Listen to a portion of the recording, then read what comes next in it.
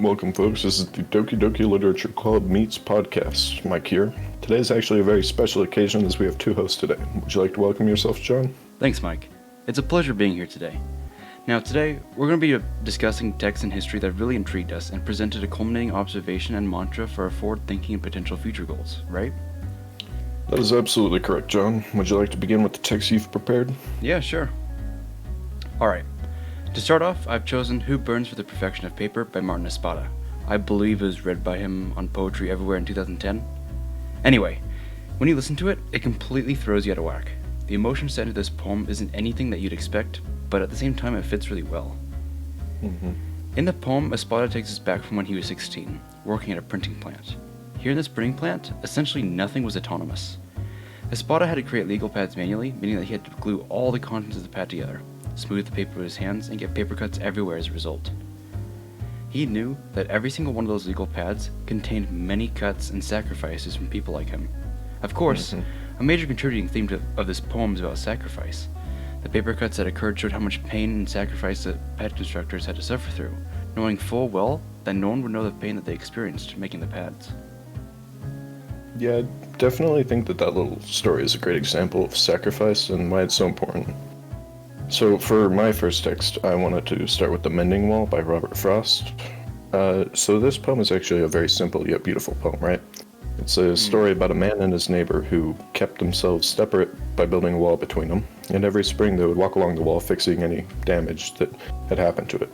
I see. Now, we can take this poem in a couple of different ways, but the way I personally interpret it is how we as a society, put up walls socially, physically, and economically. We put up barriers in between ourselves to stop us from making meaningful relationships. We've put up economic walls to stop certain groups of people, whether gender or race, from advancing in certain fields. And funny enough, my example of a physical wall would actually be Trump's wall. It's very, archaic, the idea that we need to separate ourselves like this, because it's not actually benefiting either side. In fact, it's hurting both sides. And I think that the main takeaway from this poem is that we all have our walls, and unintentionally, obviously, these walls are what are actually keeping us from being equal in our society. It's personal bias is one of the biggest threats to our venture, if you will, to an equal society. I see. I actually have a metaphor that's similar to this. So, iron's pretty strong material, right? The only thing that really leads to its own destruction is its own rust forming. We cannot progress unless we push past the limits of our minds through the conjunction of support systems and active support. Another text with a similar theme to that paper one, The Ones Who Walk Away from Omelas by Ursula Le Guin in 1973, sets the stage for a place called Omelas. Here in Omelas, everyone is extremely jubilant. However, that comes at the inherent cost of eternal suffering for one child. The people of Omelas have very few options.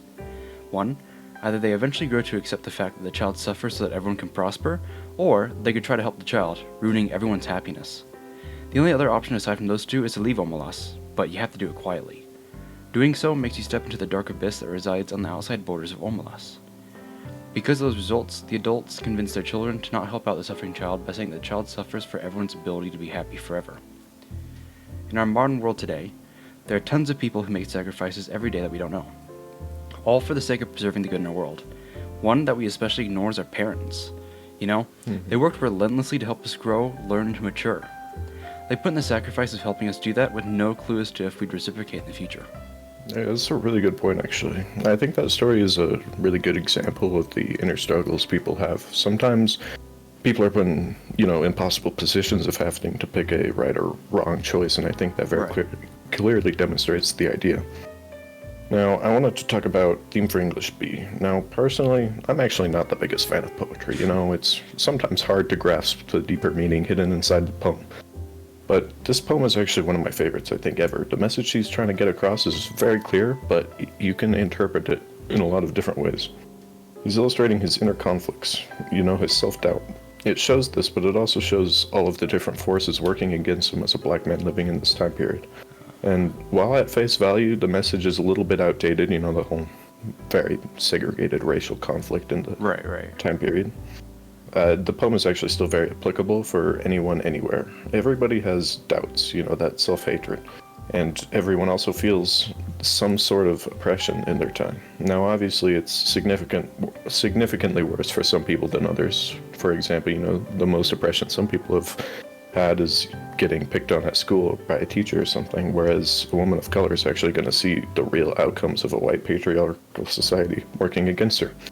Anyway, sorry for that little rant. Let me get back on track here. You're good. The poem really shows the essence of what it means to be American. Actually, not just American, what it means to be human. It's overcoming these big obstacles, whether internal or external, and making the best out of the situation. And we can use the support of others, friends, family, to amplify the benefits, even better. Right. By using the ability to reach out for help, you can honestly receive a lot of help. When this type of support is being done at a national scale, it could seriously bring a lot of benefits, whether it's physically, mentally, or even spiritually. Yeah, that makes sense. Alright, lastly from me, one crucial text you really can't miss out on is Together You Can Redeem the Soul of Our Nation by John Lewis in 2020, actually. Here, Lewis preaches that as the people of the 21st century, we should stand up, follow our hearts, and to speak up for what we believe in. By doing this, we can lead the world to a better future. If there's anyone to get the job done, it's us that are the ones to let freedom ring. Lewis remembers his inspiration, Martin Luther King Jr., saying, "We are all complicit when we tolerate injustice."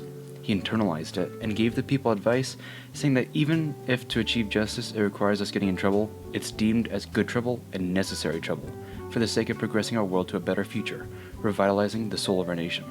Yeah. Now, what exactly does all this mean to me?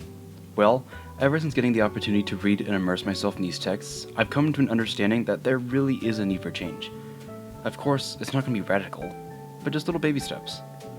Maybe instead I'm gonna not laugh at my peer when he trips on his shoelaces, but it's kind of funny. Maybe I'll attend an equal rights parade. Hell, maybe I'll even run for office. No, you won't. Oh, okay, maybe I won't, but at least I'm actively thinking and trying to support change. You see, sometimes the hardest part about some things is just starting it. From this day forward, I really want to reflect the person I want to be and the person other people would love to be. As long as other people join me in this, we can all together redeem the soul of our nation, one little step at a time. That's a good point, actually. We should all work together to be who everybody needs, as well as someone that we like ourselves. So, lastly, I wanted to go over 12 Angry Men. Now, there is a reason I kept this for last, and I believe that's because it portrays the strongest message out of all the works so far.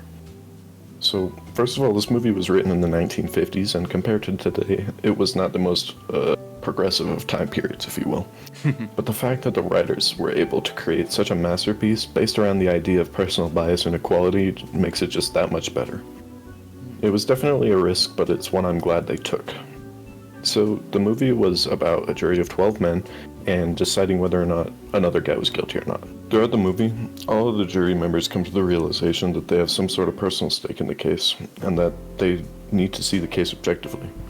Now, one of the guys had a personal bias for people who lived in slums or poor neighborhoods, and this is probably one of the best examples. It's the most transparent bias out of all of them.